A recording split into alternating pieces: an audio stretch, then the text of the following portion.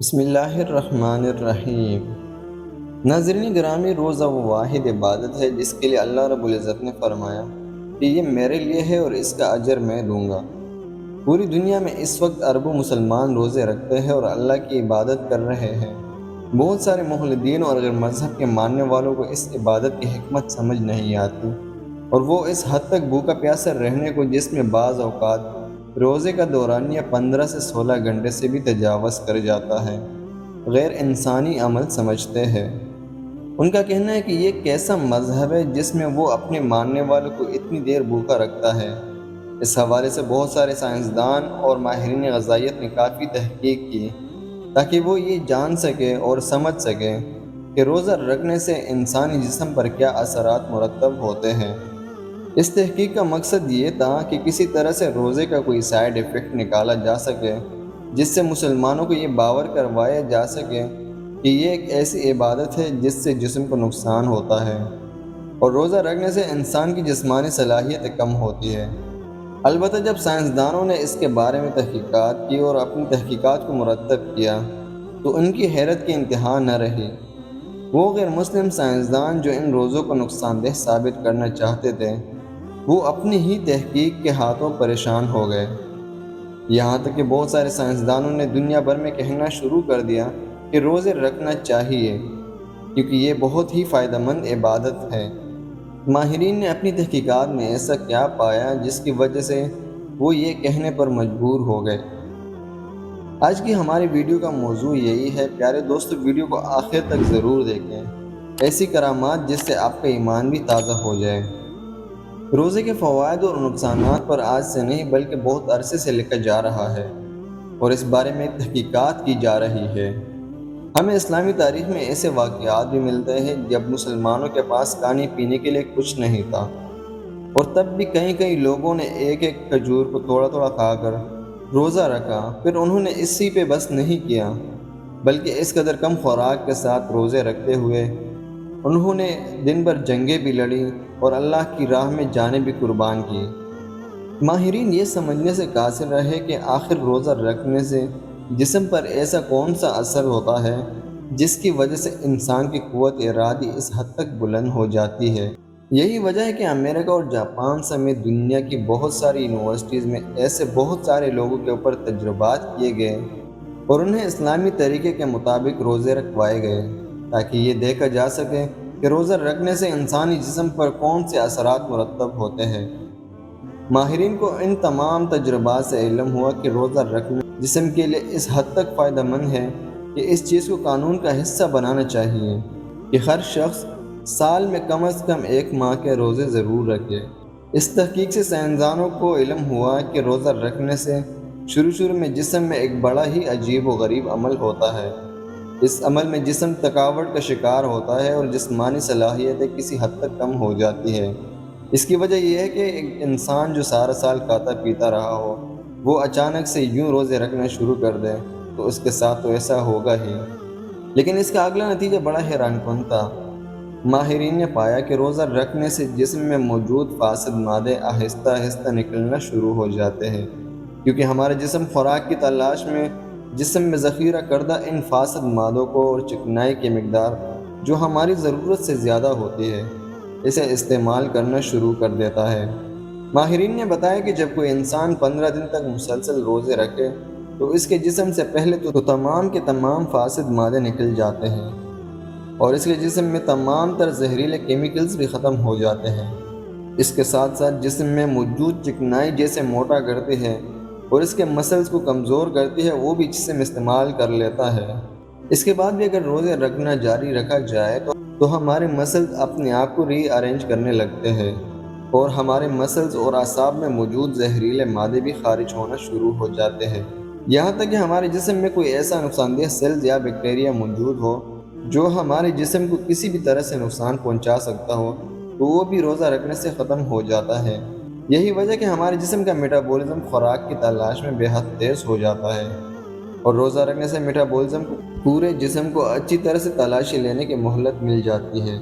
عام دنوں میں ہم اپنے جسمانی نظام کو روز کھانا کھلا کر اسے مطمئن رکھتے ہیں، اور یہ بہت سارے فاسد مادے اور اضافی چکنائی جس میں کولیسٹرول بھی شامل ہے ہمارے جسم کا حصہ بنتا رہتا ہے۔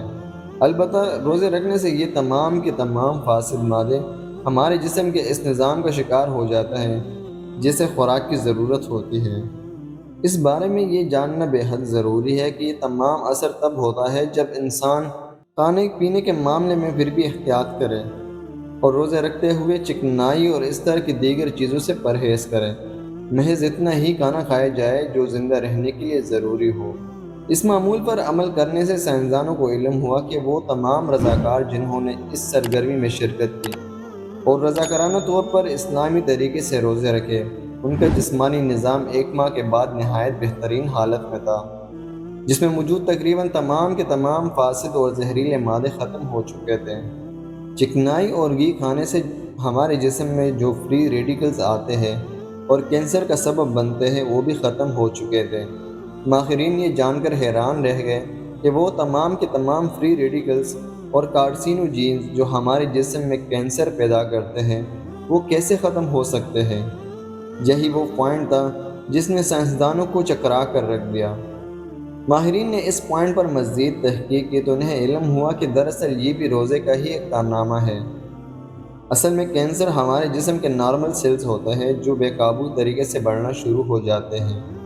جب انسان روزے رکھتا ہے تو ہمارے جسمانی نظام کو خوراک کی تلاش میں پورے جسم میں موجود مادوں کو استعمال کرنا پڑتا ہے۔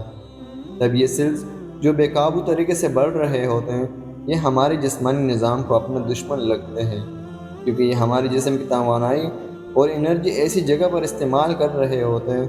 جس کا کوئی فائدہ نہیں ہوتا بلکہ نقصان ہوتا ہے۔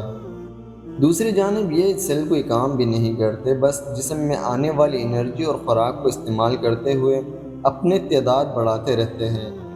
روزہ رکھنے سے چونکہ جسم کا نظام بہت زیادہ ایکٹیو ہو جاتا ہے تو وہ ایسے سیلز کو بھی بڑی آسانی سے شناخت کر لیتا ہے،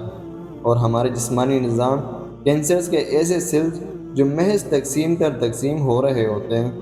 اور جسمانی نظام میں کوئی خاص کردار ادا نہیں کرتے، ان کے خلاف اعلانی جنگ کر دیتا ہے۔ ہمارا جسمانی نظام کینسرز کے ایسے سیلز کو خوراک کی فراہمی محدود سے محدود کرنے کی کوشش کرتا ہے، اور آپ جانتے ہیں کہ جب خلیوں کو کچھ کھانے کو نہ ملے تو وہ اپنے آپ موت کا شکار ہو جاتے ہیں۔ ناظرین، یہ تحقیق ماہرین کے لیے بے حد عجیب و غریب تھی کہ کیسے روزے رکھنے سے کینسرز کا دباؤ کم کیا جا سکتا ہے، اور جسے کینسر نہ ہو ان کا کینسر کا امکان تقریباً ختم ہو جاتا ہے۔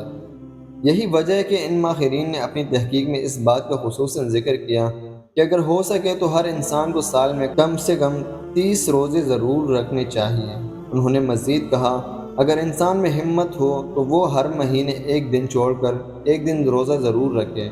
اور اپنی خوراک کا خیال رکھے تو اسے کبھی کینسر اور دیگر جسمانی بیماریاں لاحق نہیں ہوں گی، کیونکہ روزہ رکھنے سے ہمارے جسم کا نظام ایکٹیو رہے گا اور اسے معلوم ہوگا کہ مجھے بیٹے بٹائے خوراک نہیں ملے گی، اس لیے وہ ہمارے جسم کو فاسد مادوں سے بھی پاک رکھے گا اور غیر ضروری چکنائی بھی ساتھ ساتھ استعمال ہوتی رہے گی اور ہمارے جسم میں سٹور ہو کر موٹاپے کا سبب نہیں بنے گی۔ پیارے دوستو، سائنسدانوں کے اس گروپ میں بہت سارے لوگ ایسے بھی تھے جو روزے کی یہ کرامت دیکھ کر مسلمان ہو گئے، اور انہوں نے برملا کہا کہ ہم روزوں پر تحقیق محض اس کے سائیڈ ایفیکٹ جاننے کے لیے کرنا چاہتے تھے، لیکن ہمیں اس کا کوئی سائیڈ ایفیکٹ نہیں ملا۔ اس سے ظاہر ہوتا ہے کہ روزہ رکھنا کس قدر خوبصورت عبادت ہے۔ اللہ رب العزت نے اس کا اجر بھی اتنا بڑا رکھا ہے کیونکہ ہم محض اللہ رب العزت کی رضا اور خوشنودی کے لیے اپنے جسم پر یہ ظلم کرتے ہیں اور اپنے نفس کو طرح طرح کے کاموں سے محفوظ رکھتے ہیں اور گناہوں سے بچاتے ہیں۔ اس کے ساتھ ساتھ یہ محض اللہ کی خوشنودی اور رضا کا ذریعہ ہی نہیں بلکہ ہمارے جسم کے لیے بھی نعمت بن جاتا ہے، اور ہمارے جسم میں پلنے والے وہ فاسد اور زہریلے مادے جو زندگی کی کسی نہ کسی سٹیج پر ہمارے لیے بے حد خطرناک ثابت ہو سکتے ہیں وہ ہمارے جسم سے خارج ہو جاتے ہیں۔ یعنی روزہ ایک ایسی عبادت ہے جس سے نہ صرف اللہ تعالیٰ کی رضا اور خوشنودی حاصل ہوتی ہے بلکہ انسان کا جسمانی نظام بھی مزید صحت مند ہو جاتا ہے۔ امید کرتا ہوں آپ کو ہماری ویڈیو اچھی لگی ہوگی، اور اگر ویڈیو اچھی لگی ہو تو ویڈیو کو لائک کریں، چینل کو ضرور سبسکرائب کریں تاکہ ہماری ہر نئے آنے والی ویڈیو آپ تک ضرور پہنچے۔ جزاک اللہ۔